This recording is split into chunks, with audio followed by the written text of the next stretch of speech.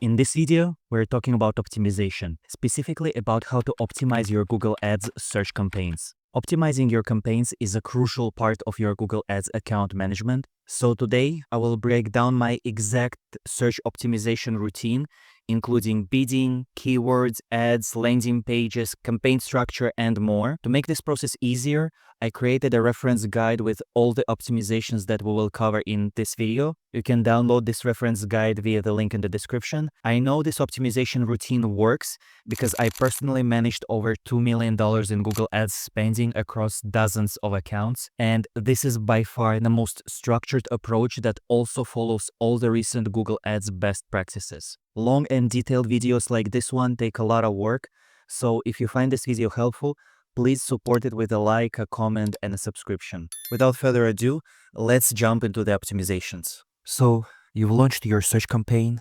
It has been running for a few days or even a few weeks. Maybe it has shown some results, but how do you optimize it? For this video, I decided to group the optimizations by categories, and I always like to start with overall business financials and performance. And here you just need to ask two questions. Is your overall business revenue and spending in line with your overall business goals, not just Google Ads? And are all KPIs throughout your whole funnel stable or improving? While Google Ads covers just a part of your funnel, the actions that you take on Google Ads will have impact on other parts of the funnel. When you test new things or when you stop something in your ad accounts, it's important to also measure the impact of the change throughout the whole funnel. Plus, split tests at different steps of the funnel should also inform your advertising strategy. This can be done weekly or monthly based on your spending, but the point is that your Google Ads decisions need to be informed by the context and financials of the whole business, not just the Google Ads part of it. After doing this, you know whether you have some budget to invest or whether you need to reduce your spending. So next, we're moving on to your Google Ads campaign bidding and budgets. First of all, check if all your campaigns are spending consistently and getting conversions consistently. If not, you need to investigate why and potentially may need to consider a different bidding strategy. Next, do your campaigns have enough conversions to move to smart bidding and specifically target ROAS or target CPA bidding strategies? While some Google Ads professionals claim that you have to start every new campaign with maximize clicks and need at least 30 conversions in the last 30 days to move from maximize clicks to maximize conversions in each campaign. This is an old way of doing things and it's often not realistic for smaller businesses. My recommendation is that if you have consistent conversion history in your account, you can test starting with maximize conversions bidding strategy and skip maximize clicks entirely. But if you're using a non-smart bidding strategy anyway, like maximize clicks, for example, check if you're getting at least a few conversions per week, meaning 3 to 5 for a couple of weeks. And then you can go ahead and test moving to maximize conversions bidding strategy as long as it aligns with your business goals. Often your CPCs will go up as a result, but the quality of your traffic will improve, which most often leads to better business results at the end of your funnel. I highly recommend not overstaying your welcome on maximize clicks bidding strategy. Your goal should be to move to conversion focused bidding strategy so you can start figuring out what actually converts. Once you have maximize conversions or maximize conversion value campaigns, you should be checking if they get about 30 conversions per month. If they do, go ahead and move to target ROAS or target CPA bidding strategies. I'm also open to testing target ROAS strategy even before I get to 30 conversions per month, as target ROAS or target CPA allow Google to go out and capture any new demand and new opportunities without being restricted by your budget, like on maximize conversions. Next, optimization step will depend on the bidding strategies that you're using. If you have any target ROAS or target CPA campaigns, check if your actual and expected ROAS or CPA on Google Ads are in line with your target ROAS and CPA on Google Ads. If the discrepancy between them is too large, Google may overspend or underspend significantly depending on whether your actual ROAS or CPA is larger or lower than the target. I will make a separate video about how to manage your target ROAS or target CPA, but to make a long story short, ideally you want to keep your target somewhere between the actual and expected ROAS or CPA or pretty close to them. If you reduce your target ROAS or increase your target CPA, basically you're telling Google that you're willing to pay more for your revenue or conversions, and Google will spend more as a result. And vice versa, if you increase your target ROAS or decrease your target CPA, you are restricting Google and Google will spend less. Also, it's important to know that Google considers the last 30 days when comparing your target to your results, but it gives more weight to recent results.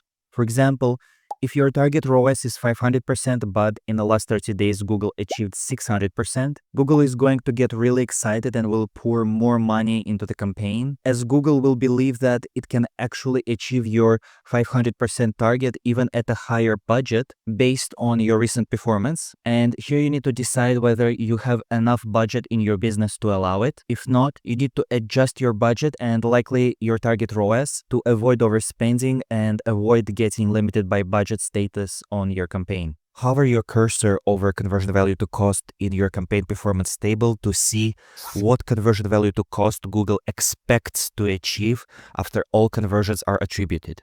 Note that it can take between a couple of days to a couple of weeks in some accounts for all conversions to be attributed.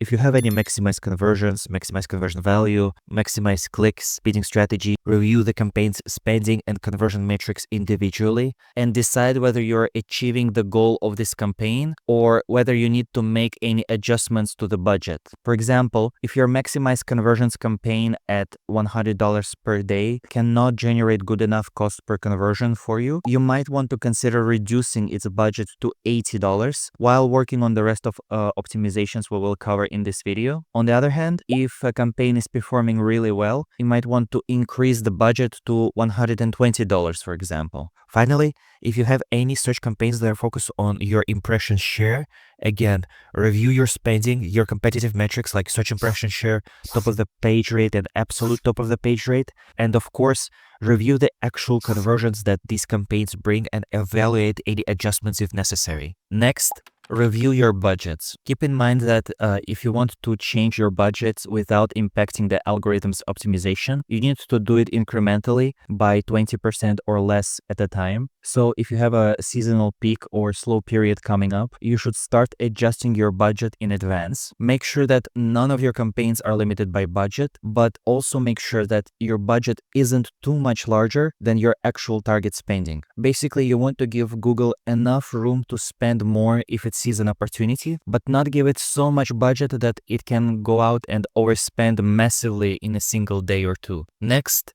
check if your impression share, impressions, and CPCs are consistent as well. If not, you should analyze the reason for this inconsistency. Usually, it's an indicator that a new competitor entered your auctions or existing competitors started bidding more aggressively. Sometimes it can be an indicator that a mistake or a poor optimization decision was made recently, leading to a loss in visibility or reduction in quality scores. Now that we're done with bidding and financials, let's move on to your targeting, starting with your search terms.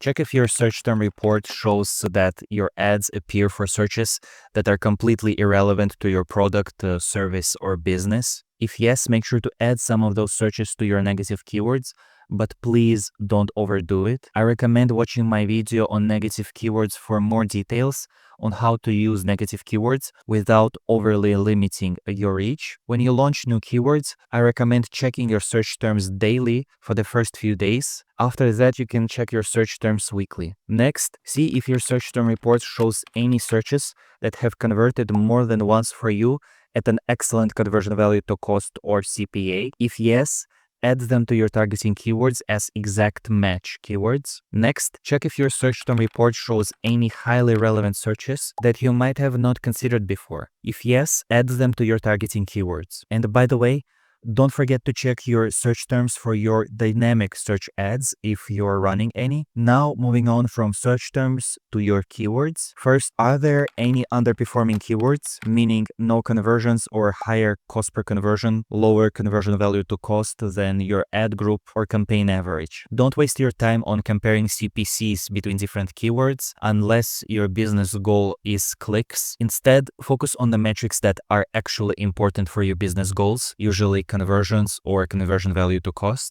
If your keyword spent 1.5 times your target cost per conversion with bad results, consider pausing this keyword, but don't rush to pause keywords. Sometimes maintaining visibility for one of your keywords can be beneficial for the rest of the account. If your keyword's results are pretty close to your target, I wouldn't rush to pause it, and instead working on other aspects of your account, marketing, or your business in general. For example, if you launch an automated upsell offer and increase your average order value, all of a sudden, this keyword is profitable for you.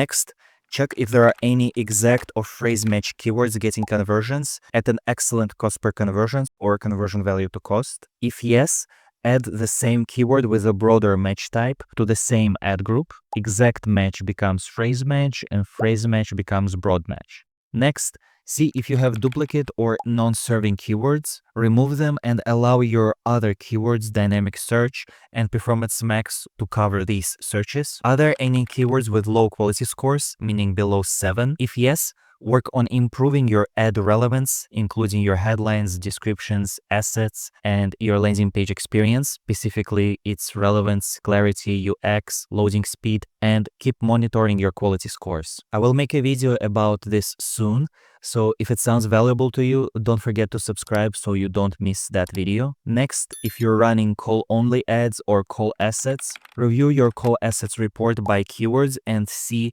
what keywords bring the highest quality calls. Then, see what keywords receive low quality or no call at all. Pause or exclude keywords that bring no or low quality calls. If you're running dynamic search ads, review your dynamic ad targets. Pause underperforming ad targets or add new ones to test. If necessary, add negative dynamic ad targets as well. Check if you have any impressions from non-targeted countries, cities, states, etc. Make sure that you're using presence rather than presence or interest under location options in your campaign settings. Review location performance and add exclusions or bid optimizations if required. Also, review your device performance, but don't waste your time on applying device bidding optimizations or device exclusions unless it's part of your business strategy or your business limitations. Allow Google to optimize for devices. Sometimes maintaining visibility and touch points for one device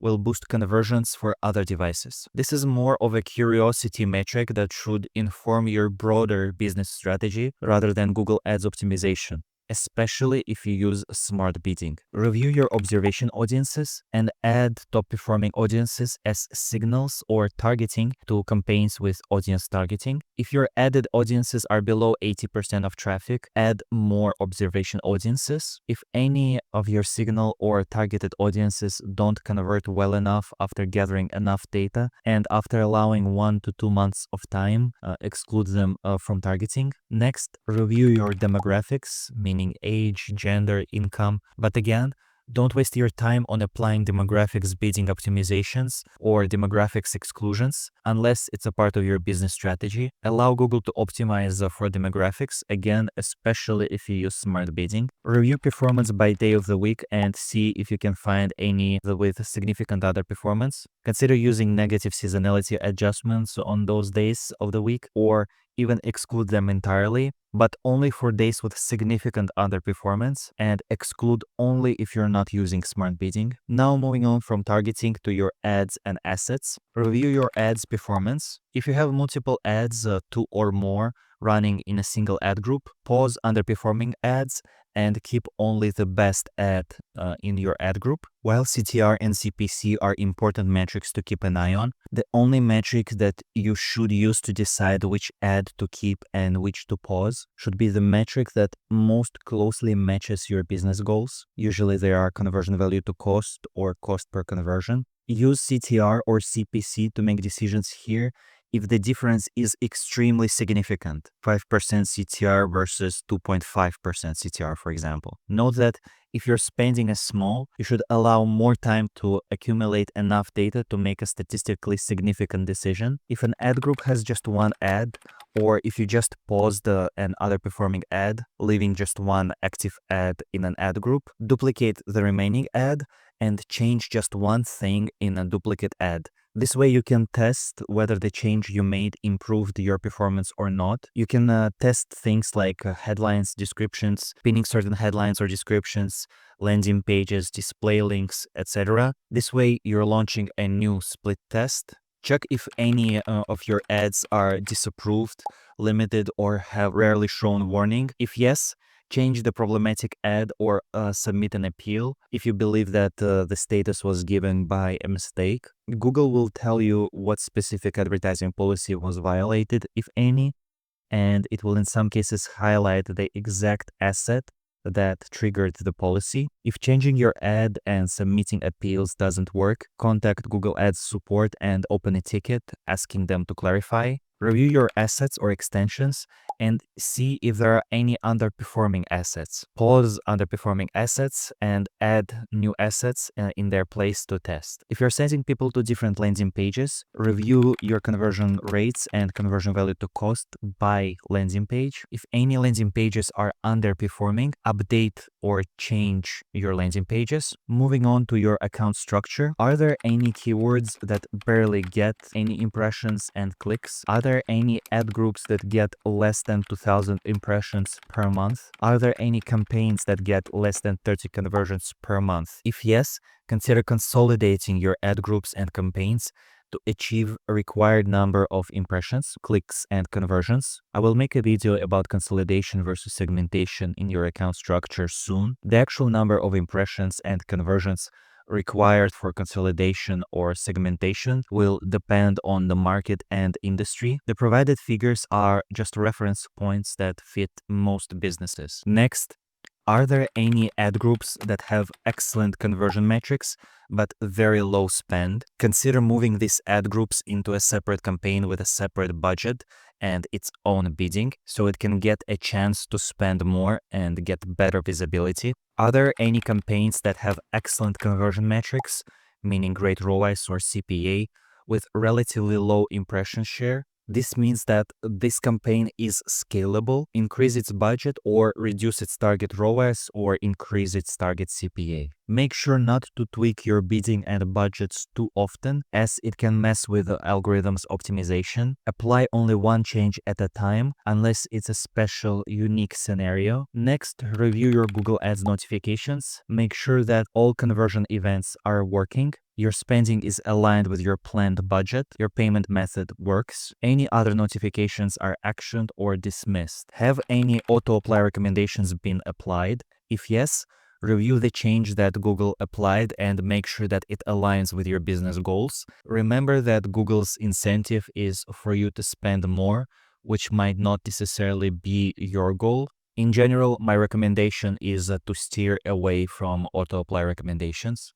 Are there any campaigns limited by budget? If so, increase your budget or adjust your bidding target accordingly. Avoid limited by budget status at all times. It limits your reach and your ad touchpoints with your customers or leads. Are there any campaigns or ad groups that spend enough to gather sufficient data but still have poor conversion metrics, meaning low ROAS or high CPA? Make a note of it and return to these ad groups or campaigns after your routine optimizations are complete. Your goal is not to pause underperforming campaigns or ad groups as soon as you found them. Try to troubleshoot the issue, figure out where the bleeding is coming from, and apply the changes to try to improve your performance. Often you can isolate the issue to a single ad or landing page or a keyword. If troubleshooting and optimizations didn't work for a few weeks, go ahead and pause the underperforming campaign or ad group. Finally, when it comes to your competition, if you're seeing a sudden spike in your CPCs or a drop in your impression share or your search impression share, check your acquisition insights report and see if any new competitors have entered your auctions or if any existing competitors significantly improved their impression share. Your goal is to stay competitive and keep your market share while also maintaining your profitability. It's a delicate balance and there is no cookie cutter approach for this. It will differ from business to business and from market to market. And that's it. Good luck with your optimizations.